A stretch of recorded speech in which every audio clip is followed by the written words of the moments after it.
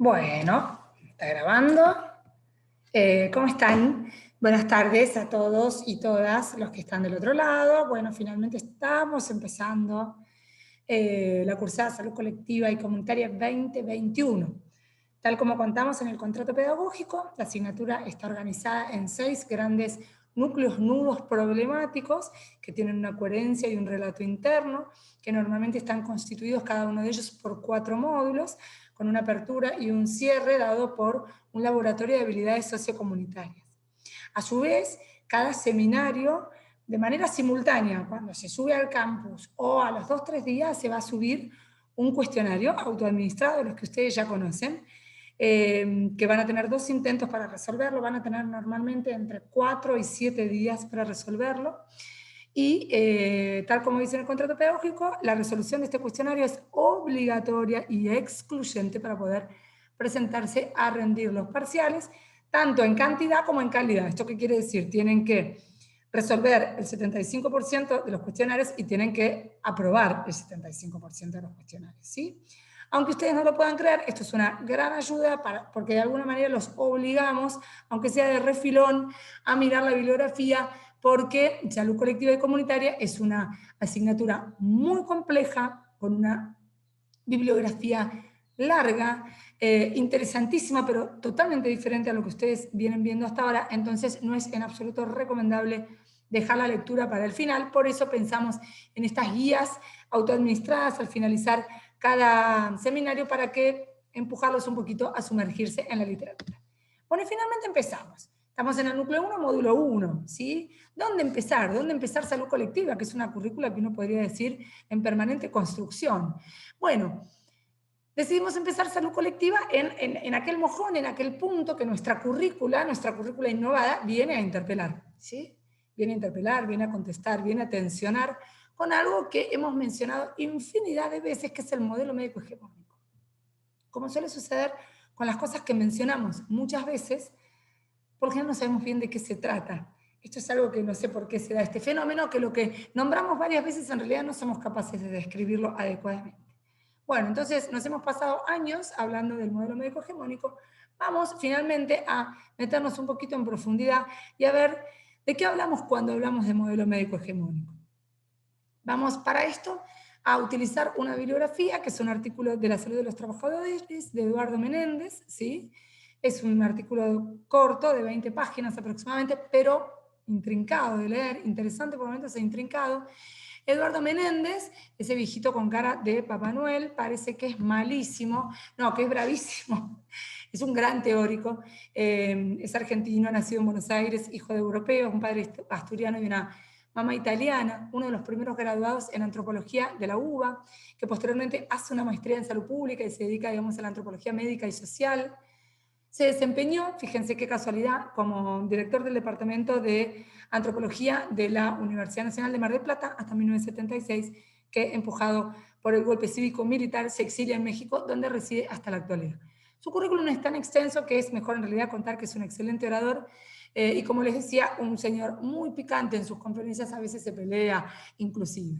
Bien, ¿cuáles son los contenidos que están en este artículo y que nosotros vamos a desarrollar y a transitar a lo largo del módulo? Vamos a ver las características, funciones y cómo se expande la biomedicina hasta constituirse en modelo médico hegemónico, y vamos a estudiar este modelo a través de 4 dimensiones: una económico-política, una ideológica, una institucional y la dimensión del saber médico. Vamos a analizar los principales rasgos de la biomedicina que persisten hasta la actualidad, el biologicismo, la historicidad, la sociabilidad, la eficacia pragmática. Y vamos a analizar algo muy, muy interesante que Menéndez cita en varias oportunidades, que es algo que él llama como una especie de paradoja respecto de cómo el modelo médico hegemónico se constituye como un dispositivo capaz de mantener la estratificación de clases y mantener las clases dominantes y las clases subalternas, y sin embargo es legitimado inclusive por las clases subalternas, a las cuales este modelo mantiene permanentemente en condición de subalternidad. Bien, en esta paradójica social, Menéndez nos va a mantener entretenidos en todo el artículo. Bien, ¿Y por qué él habla de paradoja todo el tiempo? No solo porque el modelo médico hegemónico es validado y legitimado por las clases subalternas, sino que él habla de otra paradoja cuando describe al modelo médico hegemónico en su artículo. Él parte de la premisa por todos compartidos que las maneras que tenemos de enfermar, curarnos y morirnos son hechos estructurales a las sociedades. Digo, el proceso de salud-enfermedad es mucho más que un mero hecho biológico, epidemiológico o clínico, sino que la manera de enfermar y sanar y morir de las sociedades son fundamentalmente fenómenos sociales, históricos, culturales, políticos y económicos. Pero, sin embargo, y aquí está la trampa, lo que ha legitimado desde su comienzo, ahora lo vamos a ver, hasta la actualidad, al modelo médico hegemónico y le ha permitido detentar justamente la hegemonía, ha sido siempre la capacidad de este modelo de excluir lo social, ¿sí? Del hecho del proceso salud-enfermedad. Entonces, lo que lo legitima es la capacidad de excluir lo social como manera, como modo de garantizar la objetividad y la eficacia pragmática de este modelo. De nuevo, un hecho que es inminentemente social, como es la manera de enfermar, curarse o morirse, ¿sí? En realidad, con una hegemonía, ¿sí? De un modelo médico hegemónico que lo que hace es garantizar su eficacia y su objetividad excluyendo lo social. Un poco esta contradicción es la que vamos a transitar. Hay que poner un punto de largada. ¿Dónde y cuándo? ¿Por qué?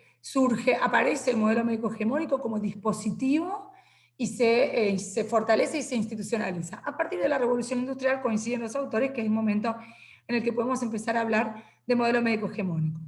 La revolución industrial, este proceso tremendo que situamos en Inglaterra a fines del siglo XVIII, ¿no? Fines de 1700, y que va a ser un siglo caracterizado por una serie de avances tecnológicos e industriales que van a permitir, entre otras cosas, la producción en serie de mercancías, ¿sí?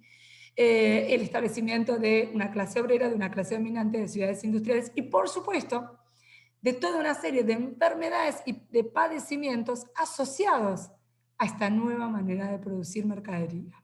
Bien, entonces la revolución industrial, este periodo de transformaciones económicas y sociales que fijamos en Inglaterra, que se extiende por lo menos la primera revolución industrial entre 1760 y 1840, 1850, desencadena cambios sin precedentes de una vez y para siempre, para todas las sociedades.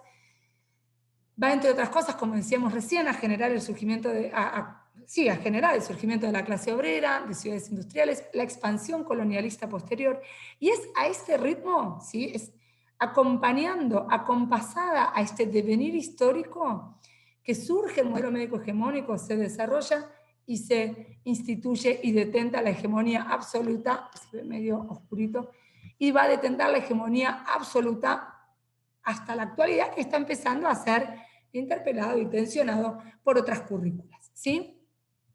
De nuevo, la paradoja. Si bien el modelo médico hegemónico entonces es producto de un hecho social, porque podemos decir de alguna manera que es producto de la revolución industrial, que es ante todo un hecho social, económico y político, ¿sí? Se va a constituir a su vez en el dispositivo capaz de enmascarar todo lo que hay de social y político en el proceso de salud, enfermedad, atención. Vamos a ver un poco de qué se trata esto. Porque además, dice Menéndez, en este proceso, en todo este siglo de la revolución industrial, clase obrera, ciudades industriales, producción en serie, se van a producir un montón de informes, ¿sí? Informes, documentos, libros, que van a dar cuenta de las condiciones de vida de la clase obrera en Inglaterra y de cómo esas condiciones de vida de la clase obrera impactaban directamente en la posibilidad de enfermar de la clase obrera y de, por lo tanto, transformarse en obreros menos productivos, ¿sí? El libro icónico en este sentido es Las condiciones de vida de la clase obrera en Inglaterra, de Engels. En ese momento Engels vivía en Manchester y, entre otras cosas, por ejemplo, citaba las diferencias abismales que había en la esperanza de vida entre un obrero que vivía en una ciudad industrial y un campesino, ¿sí? Como lo urbano y lo rural ya atravesaban fuertemente las condiciones de vida de los ingleses, produciendo enfermedades distintas y generando procesos de salud-enfermedad distintos, ¿sí? Sin embargo, el modelo médico hegemónico, ¿qué va a insistir? En que la enfermedad de la clase obrera se trata únicamente de un hecho biológico. Y aunque parezca mentira, o no tanto, porque siempre que se tiene el aval de las clases dominantes, todo es posible, aunque hoy nos suene como algo ridículo y un absurdo, ¿no? Que en medio de una fábrica, imaginémonos una fábrica de fines de 1700, donde había niños trabajando, ¿no? Con déficit de vitamina D, pelagra, todas las enfermedades asociadas a déficit nutricionales y a déficit de higiene. Y lo más loco de todo, mientras esto se escribía, se tomaban notas y se generaban informes, sin embargo, el modelo médico hegemónico decía que no, que la enfermedad de los obreros tenía que ver solo con la casualidad, con la tómbola de haberse cruzado con una Escherichia coli, ¿no? Y esto era avalado ¿por quiénes? Por las instituciones dominantes y las clases dominantes, por supuesto. Y empieza a ser este modelo, la eficacia pragmática de la medicina, este modelo se vende como el más eficaz, el mejor de todos a la hora de curar y de devolverle al trabajador la salud, ¿sí? Entonces, esto termina siendo que el obrero, que lo que quiere es volver a laburar, porque digo, las condiciones de vida en Inglaterra eran duras si eras un obrero. Ahora, si eras un desempleado, ni te cuento. Entonces, el obrero cuando se enferma, ¿qué quiere hacer? Quiere volver a laburar. Y en ese momento, ¿cuál es el modelo que se vende como el más eficaz? Justamente porque no considera nada vinculado a la esfera de lo social para curar a las personas, el modelo médico hegemónico, ¿sí? Internación, medicación y todas las técnicas que en ese momento avalaba el modelo médico hegemónico. Entonces, estas clases subalternas, los obreros que quieren curarse, quieren volver a la fábrica para ganar 2 chelines, van a legitimar y a validar este modelo médico hegemónico instituido por las clases dominantes y los grandes sectores industriales. Recién, fíjense, a mediados del siglo XIX, 1840, 1850, se va a empezar a instalar la discusión de lo social, ¿sí? Cuando ya han ocurrido casi 100 años de revolución industrial, casi 100 años de condiciones de vida de la clase obrera miserables y espantosas, ¿sí? ¿Qué es lo que pasa? ¿Por qué en este momento, a mediados del siglo XIX, se instala fuertemente la cuestión social? Por varios fenómenos que se dan a la vez. Por un lado, hay una serie de cuestiones económicas que generan, por esta cuestión de la oferta y del mercado, generan una baja internacional de los alimentos, sobre todo alimentos ricos en proteínas, generan una baja también de los textiles, sobre todo del algodón, y generan una baja también del precio del jabón. Y estas tres cosas, alimentos ricos en proteínas, poder ponerse un calzón de algodón en vez de un calzón de lana, y poder comprarse un jabón, lo cual me permitía capaz bañarme una vez por mes, que al lado de lo que se bañaban los obreros, según los relatos de la época, que era aproximadamente 3 veces por año, entonces de pronto el jabón baja y yo me puedo bañar 3 veces por mes, estas tres condiciones netamente económicas van a impactar muy favorablemente en las condiciones de salud y en las condiciones de vida de la clase obrera. Vamos a tener obreros mejor nutridos, mejor higienizados y por ende libres de toda una serie de enfermedades propias del déficit de higiene. Bien, este obrero, por otro lado, además, va a ser imprescindible para una nueva forma productiva que se instala justamente con fuerza, es previa, pero se instala con fuerza a mediados del siglo XIX, que es el taylorismo o postfordismo, ¿sí? El taylorismo requiere otro tipo de obrero, ¿sí? Ya no me sirve solamente la masa humana en la fábrica produciendo y que puedo recambiar rápidamente por otro cuando se enferma o se muere. No, el taylorismo ahora necesita de un obrero con más destreza, con más habilidad técnica, más conocimiento y más especializado.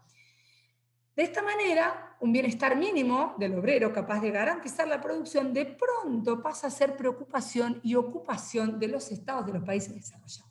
Por eso es que más o menos para mitad del siglo XIX se instala lo social, ¿sí?, como condición de mantener una calidad de vida mínima que le permite a ese obrero producir para que los países desarrollados puedan seguir exportando mercadería.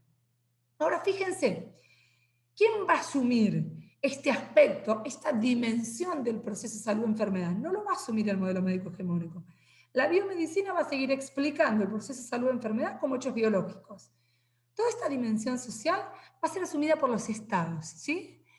Quitándole, como dice Menéndez, de esta manera, quitándole de encima este peso a la biomedicina, que, oh por Dios, que se tenga que ocupar de cuestiones tan subjetivas y tan poco mesurables y medibles como es la dimensión social que está implicada en el proceso de salud-enfermedad. Entonces, aparece lo social, sí, pero no lo va a tomar la biomedicina, no lo va a tomar el modelo médico hegemónico. Y si lo toma, lo va a biologizar rápidamente. Lo social, propiamente, las condiciones de vida, las va a tomar como preocupación el salubrismo o la salud pública de fines del siglo XIX. Entonces, de esta manera, el salubrismo pasa a formar parte de las agendas de los gobiernos más desarrollados para qué. ¿Cuáles son los objetivos fundamentales de esta salud pública? No es de ninguna manera garantizar el mayor desarrollo humano posible de las clases obreras, no, sino que las mayores preocupaciones del salubrismo son convertir en áreas productivas ciertas áreas que presentaban condiciones de salubridad que imposibilitaba la actividad económica. Muy bien, ahí vamos, y ahí interviene la salud pública solamente para transformar un área improductiva en un área productiva. Ojo, que probablemente en este proceso también se mejoraba la calidad de vida de las poblaciones que estaban en esas áreas previamente improductivas.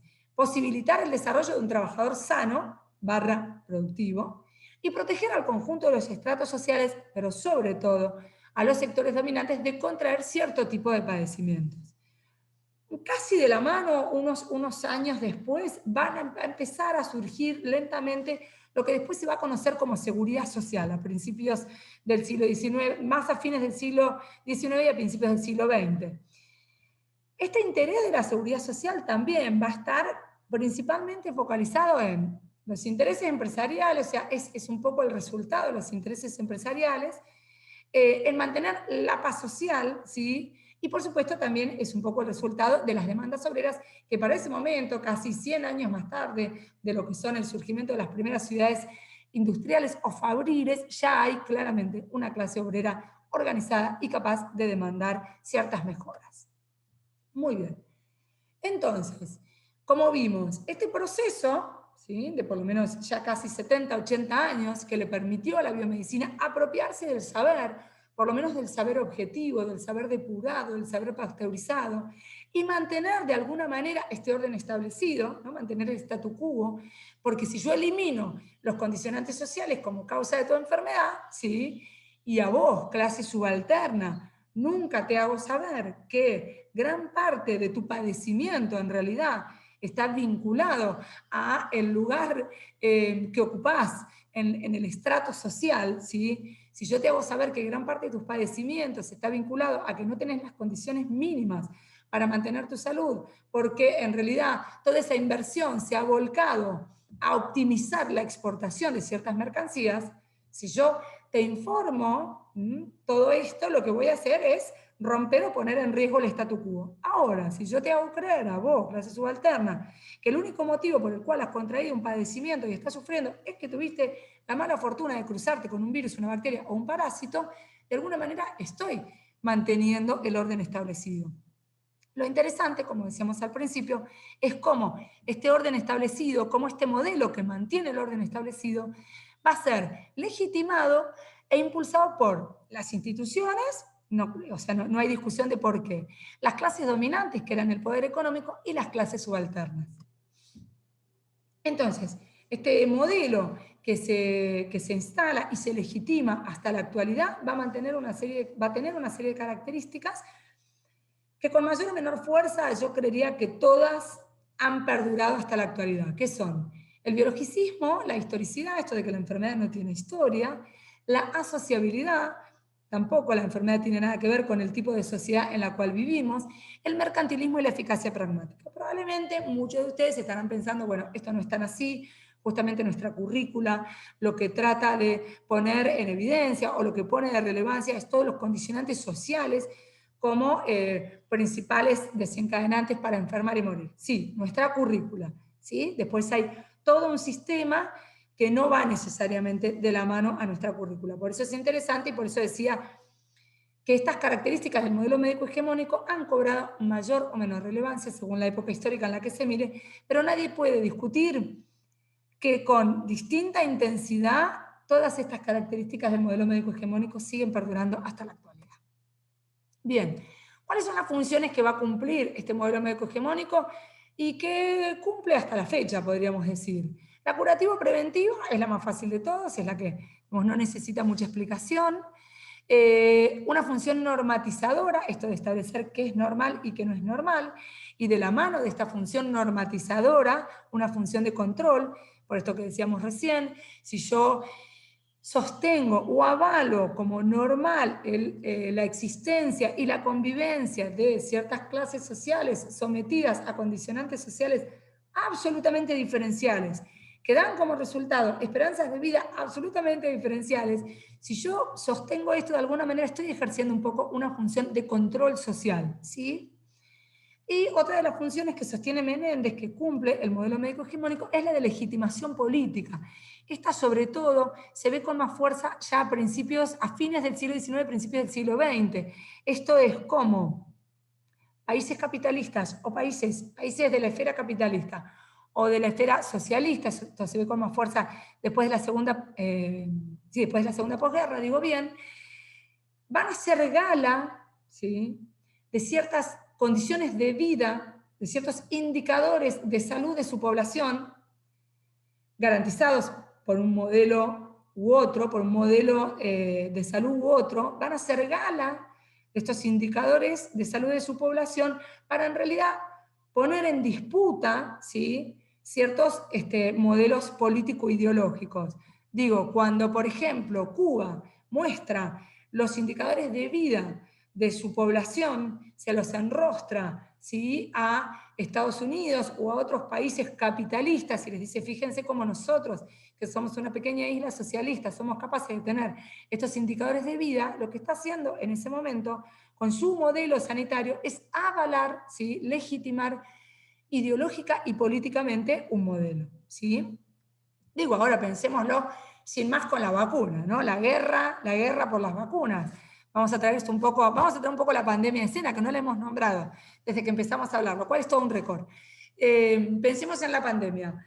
La guerra por las vacunas, ¿no?, por ver quién termina construyendo la vacuna más eficaz que hay desatada entre Rusia, China y los Estados Unidos, de alguna manera uno podría pensar que emulan a la guerra, a la batalla, a la guerra por la conquista del espacio, ¿no es cierto?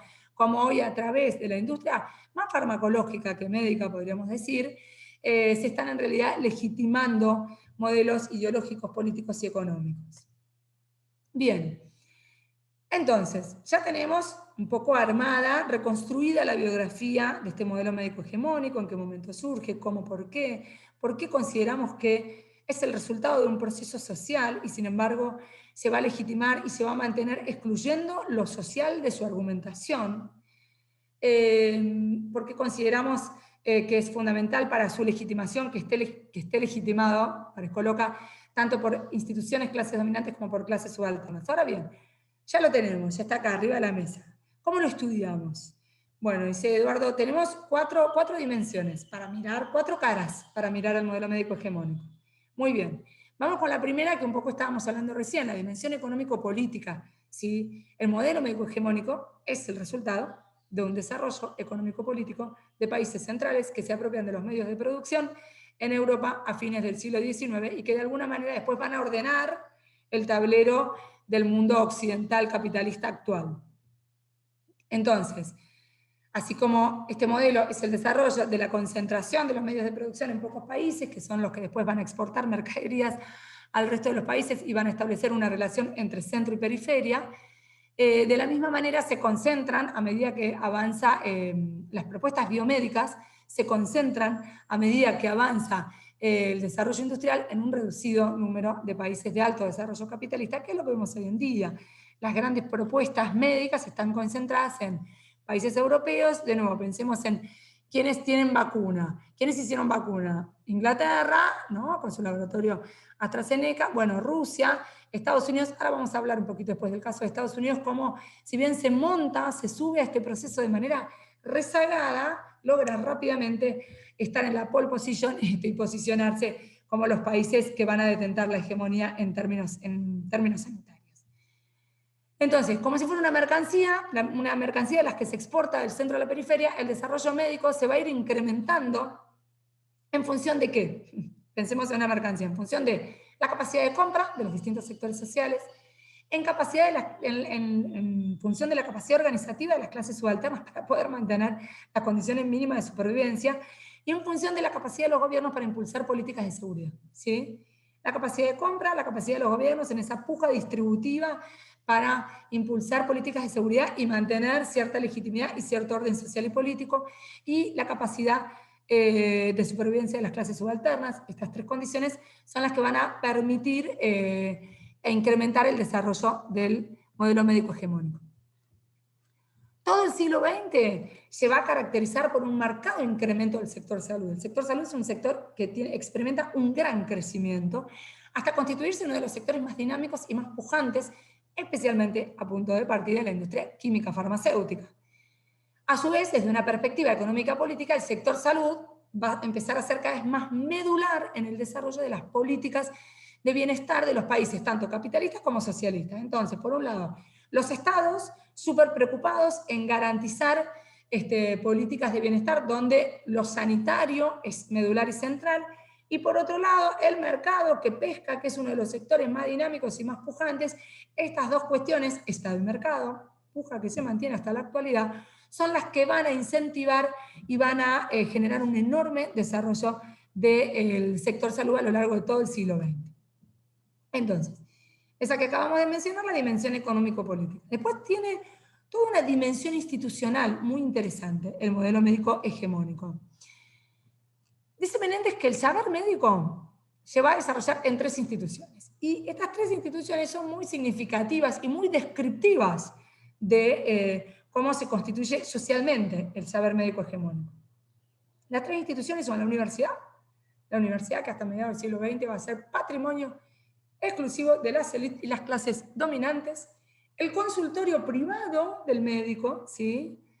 El consultorio privado es, no pensemos en medicina prepaga, ¿sí? Que esto es bien de mediados, fines, de bien pasado la mitad por lo menos del siglo XX. Pensemos en el consultorio privado, en el consultorio del médico, del profesional liberal, ¿sí?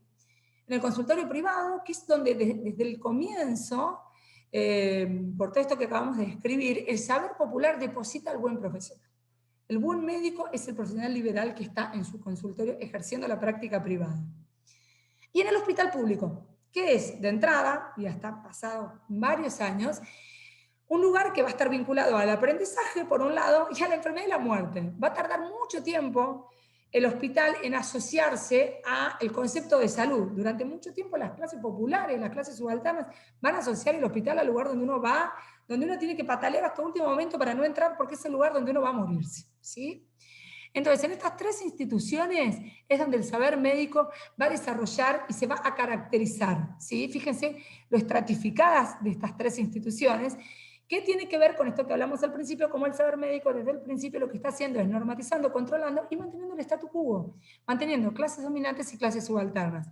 ¿Por qué? Lo que dijimos desde el principio.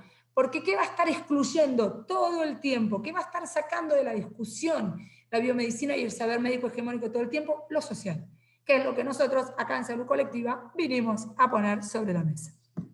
Bien, la dimensión del saber, ¿sí? Dice Menéndez, la dimensión del saber está compuesta por dos puntos, en realidad. Por la teoría médica, la teoría, y toda una cuestión que es la teoría, que es el enfoque médico que casi hasta la actualidad, podríamos decir, es un enfoque empirista positivista, ¿sí? Por la profesión médica, la profesionalización, el proceso de profesionalización comienza ya a finales del siglo XVIII, ¿sí? Comienza a fines de 1700 en Europa. En este sentido es que les digo que Estados Unidos viene rezagado.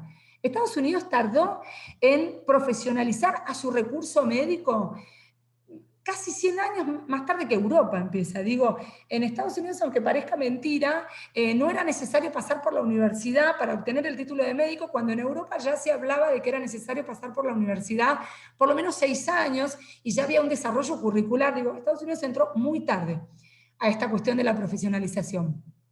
Bien, bueno, como dice acá, si bien entra muy tarde, rápidamente toma la posta, sobre todo en América Latina, que nosotros sufrimos con su currícula flexneriana casi hasta la actualidad, ¿sí?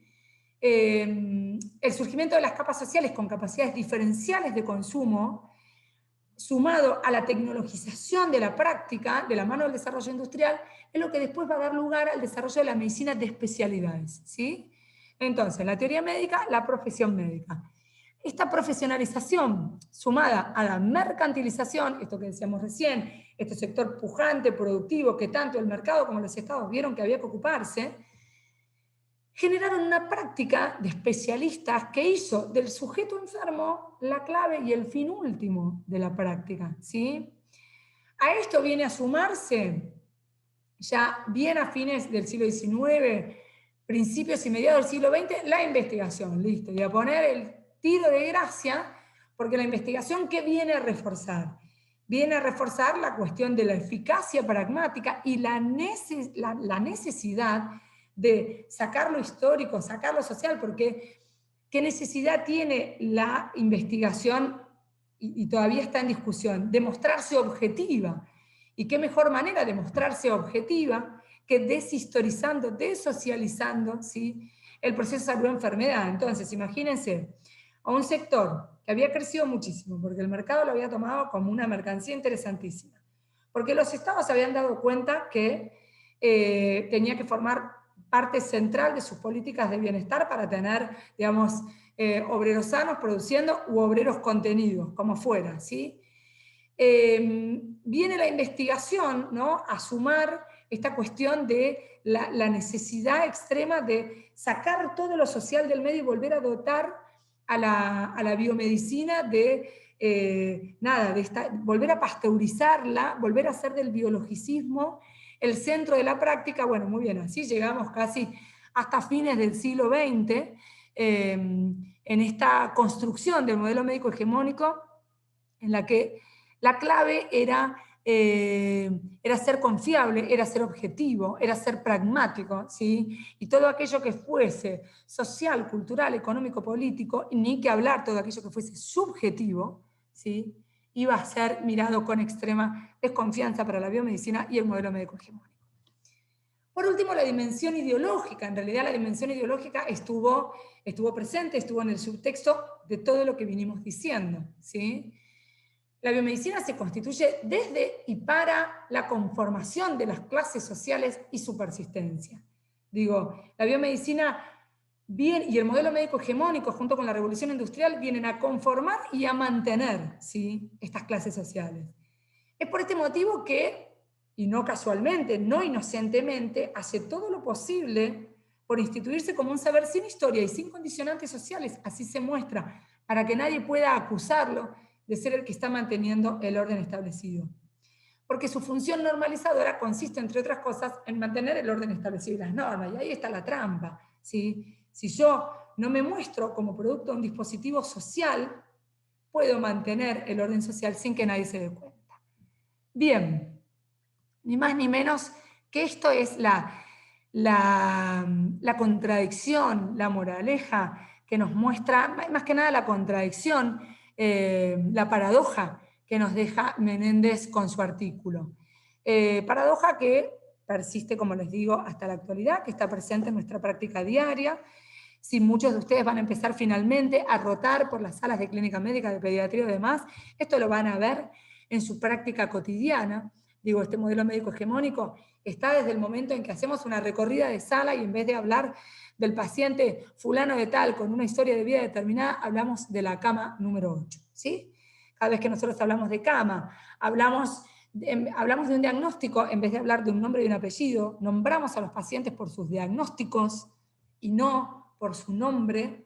Estamos retrocediendo, ¿no?, al inicio, estamos retrocediendo a la revolución industrial, y estamos siendo tan ridículos como cuando hace un rato escuchábamos y decíamos, qué ridículo, cómo el saber médico depositaba en las ciudades industriales, donde era obvio que los enfermeros se enfermaban por sus condiciones de vida, cómo creían que solamente se enfermaban por haberse cruzado con un virus, una bacteria, un parásito. Bueno, igual de ridículos, pero casi 200 años más tarde estamos siendo nosotros cuando hablamos de los pacientes mencionándolos por sus diagnósticos o mencionándolos por la cama que ocupan.